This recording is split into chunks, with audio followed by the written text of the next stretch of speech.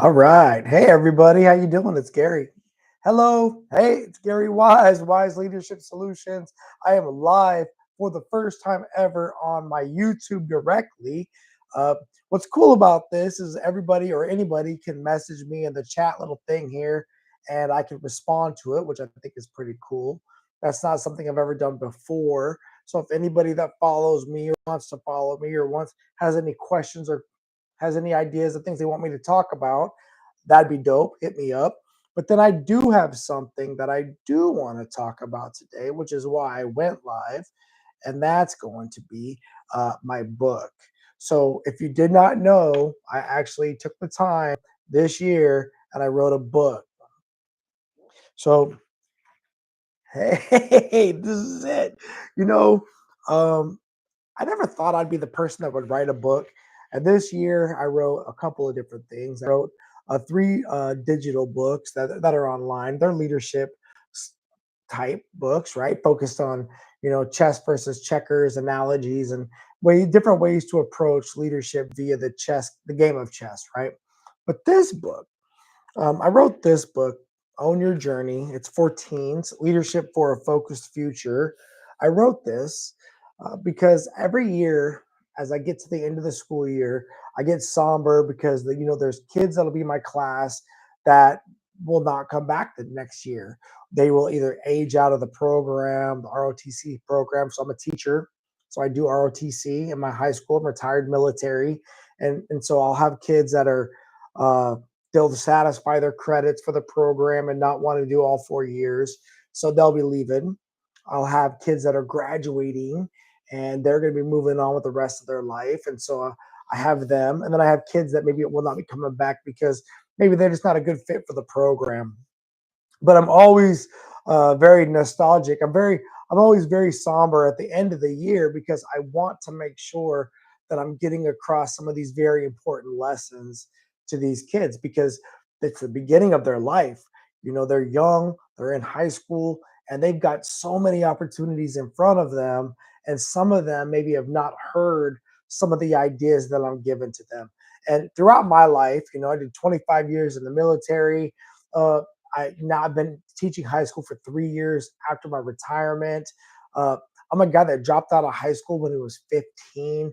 Uh, I did four high schools in a year and a half of school just to drop out, right? And I ended up getting my GED in the Navy's delayed entry program, and then I ended up eventually getting my high school diploma. And while I was in the military, I got my education. I got an associate's and a bachelor's, and I eventually got a master's degree. So I've gone on this journey, and I'm a father. I have a 17-year-old. I have a 10-year-old.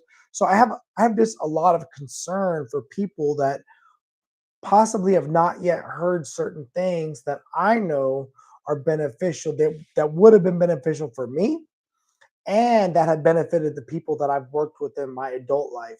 And as I've led adults, I've found, and as I've talked taught kids, I found it to be very similar uh, ideas and thoughts. And so I put it in the book because I'm hoping for those kids that might never come back to my classroom, they could always get the book and then they can read through it. For anybody else that's out there who's maybe raising a teenager or raising, a 10 or 11-year old and they're struggling with like, how do I talk with my son or my daughter about certain concepts? This book is my goal is to give you just another option. I know there's plenty of other options out there. One of my son read this book, and if you notice, it's not very big. Like I did not write a novel. This is meant to be targeted for them, easy to read, easy to understand, and easy for parents to possibly use it for a conversation starter, right? Uh, my son's first response, my 17-year-old, was, "Hey, Dad, there could have been more pictures." I appreciate that, bud, but I didn't write a graphic novel, right? Maybe someday I'll put more pictures in the book. But what I wanted to put in here was words that would make sense to people that are going through life and hopefully are optimistic about the future, or if they're not quite sure what to be optimistic about, this book can help give them some ideas on areas to focus, right? So the purpose of today's video Honestly, for me, is just to kind of share with people that are out there that the book is available. You can buy it on Amazon. I'm gonna make more content based upon the book because I really care about the kids, and I care that they're getting access to ideas that are healthy for them and are going to help them hopefully become the best they can ever be in their world. And so for today, I wanted to go over a little bit about what's in the book. So don't mind me as I put on my specs, right? Because I'm getting a little older, right? I'm not too old, but 47, but my eyes are, going the wrong direction. Uh, Owning Your Journey is the book, right? And just the chapters, just for wave top, so everybody can kind of hear what kind of information, if you're somebody who's interested in these kinds of things, which what I found with my students is they are, right? I found from my students, they are definitely interested in leadership and structure and opportunity and in creating a life that they're super, super excited to live, but they're looking for the tools. And so, again, that's the goal for this book. So, in this book, the first chapter is going to be about your journey starts now. Too often, I see people that act like they need something else to happen first for their journey to start. I would get people that would join the military and would get to us overseas, and they would act like they were not in the military, or they would act like they couldn't do certain things because they hadn't achieved a certain rank, or they hadn't got a certain pay grade, or they hadn't got a certain qualification. And it would be like, well, bud, today is an awesome day to do good things. Let's not wait for you to hit a certain uh, pretend mark in your mind that's going to release you to be free. Or they would say, oh, I can't wait till I get out into the real world. And be like, brother, sis, you're in the real world right now today. Let's not waste today in hopes that tomorrow is going to be more valid than today. That's just a bad way to look at things, right? So the first chapter is about your journey of leadership, or your journey of life has already begun. Did you just recognize it? And if not, how do we get going, right? The next chapter is going to be uh, discovering your starting point. So again, I'm trying to inspire them to wake up to realize they're going through life now, and where are you at in the journey? Like, what is your starting point? Where are you going, right? Because a lot of times you need to have an idea of where you want to go so you can kind of reverse engineer or work back the plan so you have an idea of where you're at now. Okay. And maybe you can be proud of where you're at now. Maybe you're farther along than you thought you were going to be, or that they thought they were going to be. The next chapter is about tuning your inner compass. We have a thing in ROTC that's called orienteering.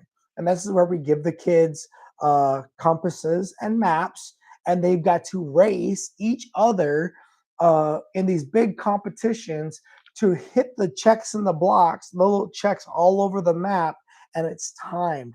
And what's cool is none of them are going at the same time, and most of them are not they don't have the same configuration of points, right?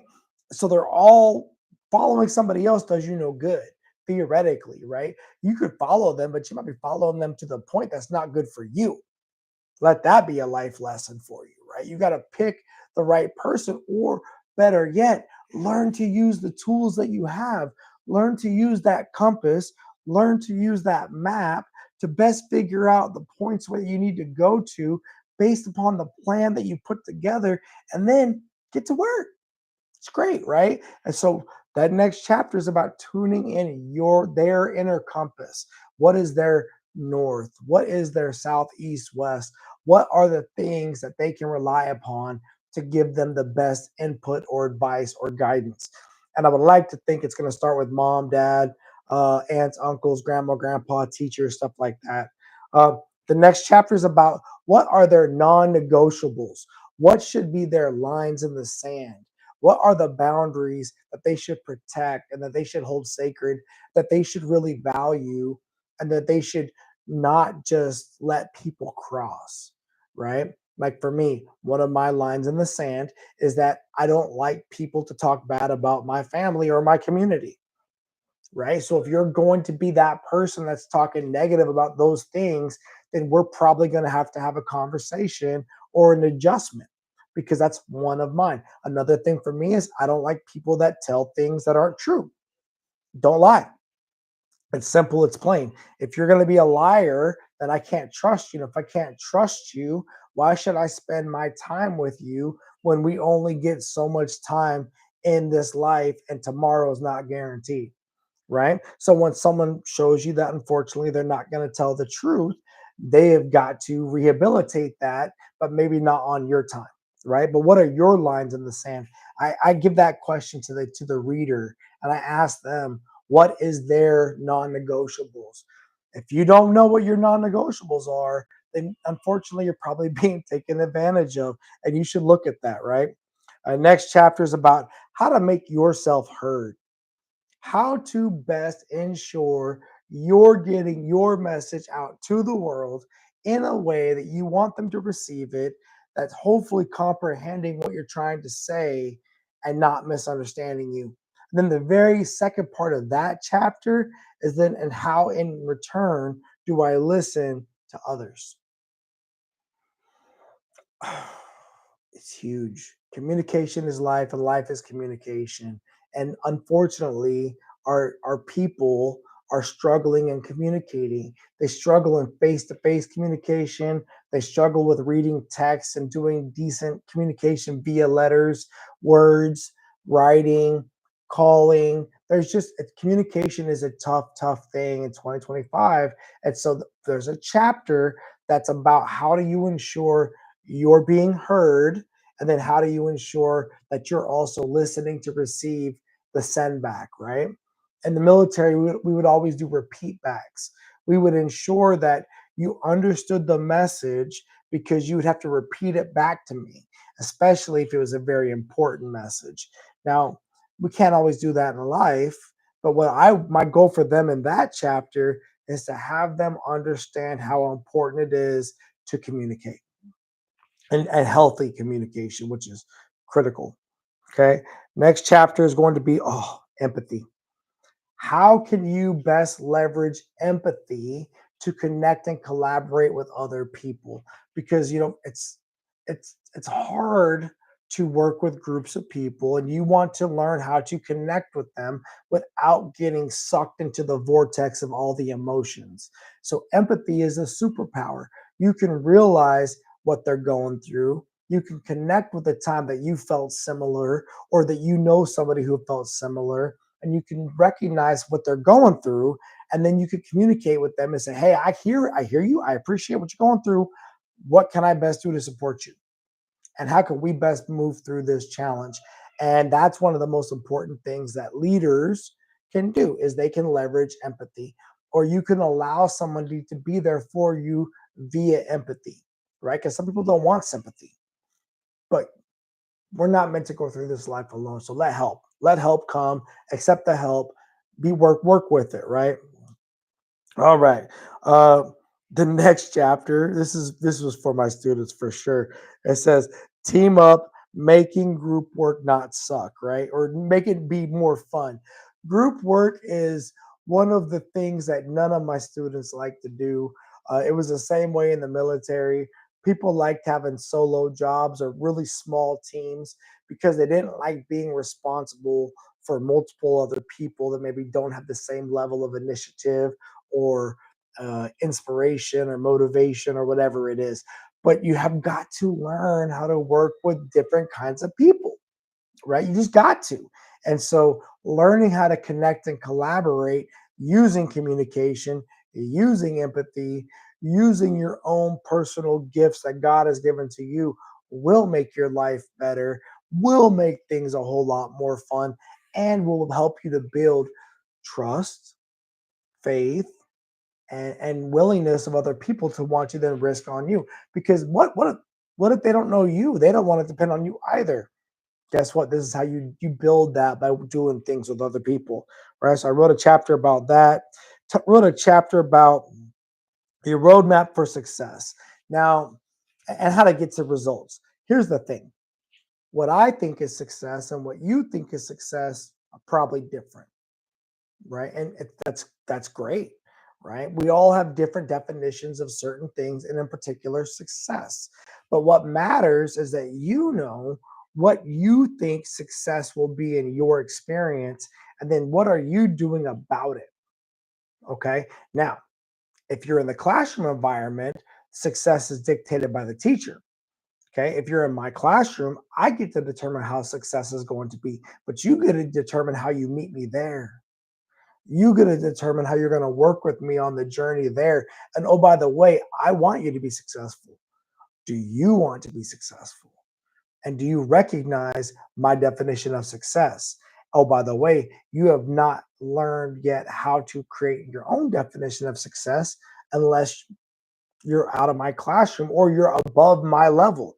One of my bosses, once upon a time, one of my commanding officers said, Master Chief, if my level of standard is above the level of standard of anybody I'm supposed to be serving or working for, then I work for myself.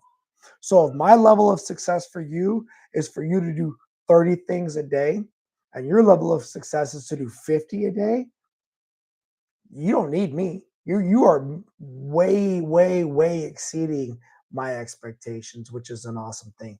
Unfortunately, what I see is the average is people are not meeting expectations because they're typically unsure what they think success is or what's in it for them. So I wrote the chapter to help them identify what is success for you and how do you get the results you're looking for, right?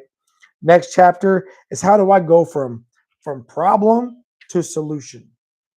Why does that matter? Because that's the job, right? That is job freaking security.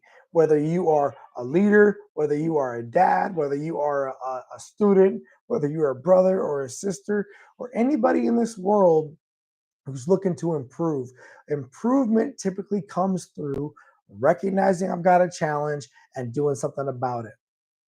And that's a lifetime of conquering challenges is a great freaking awesome goal because that's the reality. If you're a person who thinks you're never going to have any challenges, it's not realistic, right? But sometimes you need a framework on how do I recognize I've got a problem and how do I get to solutions. That's what I put in this chapter.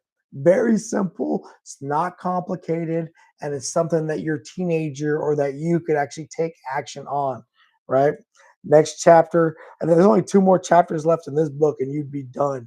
It's this next chapter's title comes from a buddy of mine, Pat German. If you're out there listening to me, he's a Navy '06. He was the XO on board Ashland with me when I was the Master Chief.